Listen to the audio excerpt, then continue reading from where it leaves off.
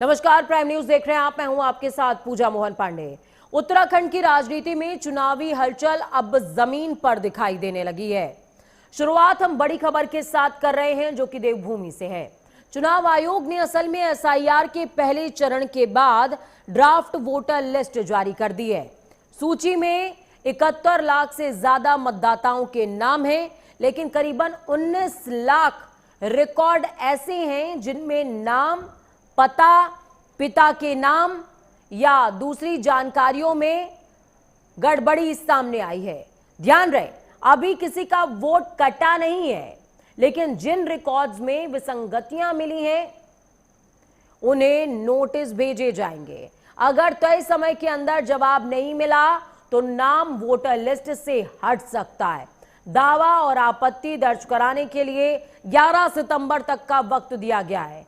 पूरे राज्य में कैंप लगेंगे, सुनवाई होगी, लेकिन असली सियासी सवाल उन आंकड़ों पर है जो 2024 के बाद मतदाताओं की संख्या में लगातार कमी की ओर इशारा कर रहा है।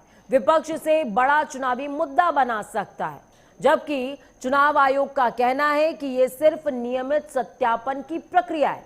यानी अब मुकाबला सिर्फ चुनाव जीतने का नहीं होगा, हर वोट को बचाने का भी होगा, क्योंकि लोकतंत्र में सबसे मजबूत ताकत सरकार नहीं बल्कि वोटर लिस्ट में दर्ज एक एक नागरिक का नाम होता है। तो देखिए, एसआईआर की जो सूची आई है इसमें 19 लाख ऐसे नाम हैं जिन्हें नोटिस देने की तैयारी हो रही है। ये जांच के दायरे में नाम होने वाले हैं।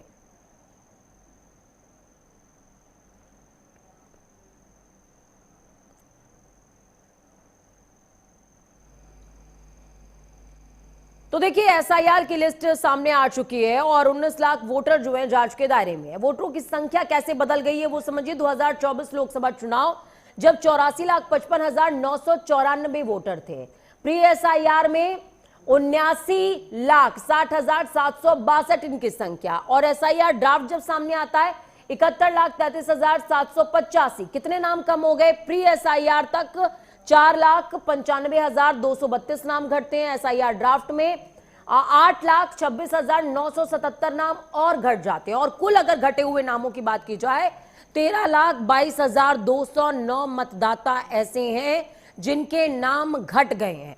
उसके अलावा 19 लाख जिन मतदाताओं के जांच के दायरे में होने की बात कही जा रही है वो अभी और भी ज्यादा संदिग्ध हैं। यानी कि वो ऐसे लोग हैं जिनके नाम सही नहीं है, उनके नाम की स्पेलिंग सही नहीं है, या उनके घर का एड्रेस सही नहीं है, या उनके पिता का नाम सही नहीं है।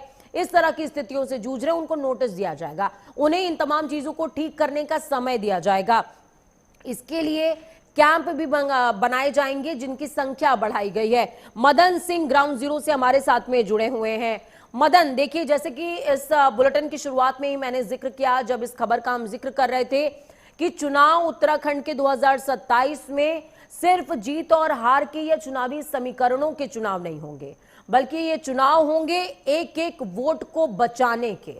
वो वोट जो एसआईआर में दर्ज होते हैं, वो वोट भी जो छूट जाते हैं। हाँ पूजा, देखिए, निश्चित तौर पर जिस तरीके से अब जो आंकड़ा सामने निकल करके आया है वो वैसे भी बेहद चिंताजनक है, क्योंकि अगर लोकसभा से लेके अभी तक देखें तो 13 लाख, तकरीबन 13 लाख वोट जो है कम हो चुके हैं, और उसके बाद फिर ये 19 लाख का आंकड़ा सामने आ रहा है, जिसमें कि अभी नोटिस दिए जाएंगे और इसकी पूरी छानबीन की जाएगी, तमाम जो कमियां हैं वो दूर होंगे। लेकिन निश्चित तौर पर विपक्ष को भी एक ये मुद्दा मिल गया है कि आखिर जो है इतने वोट कैसे कम हुए हैं और किस तरीके से ये एसआईआर चल रहा है, इसके ऊपर भी तमाम सवाल खड़े हो रहे हैं। और कहीं ना कहीं इसके पीछे चुनावी जो रणनीति है वो भी दोनों पार्टियां इसको देखने की कोशिश कर रही है। विपक्ष निश्चित तौर पर इस बात को लेकर सवाल भी खड़े कर रहा है कि जो ये 19 लाख वोट है इसमें एक बड़ा खेल होने वाला है, और इसी तरीके से तमाम जगह और जगह भी जो चुनाव हुए हैं जहाँ पर भाजपा की जीत हुई है वहां पर भी एसआईआर की प्रक्रिया हुई है। चाहे हम बिहार की बात करें, बंगाल की बात करें, तो वहां को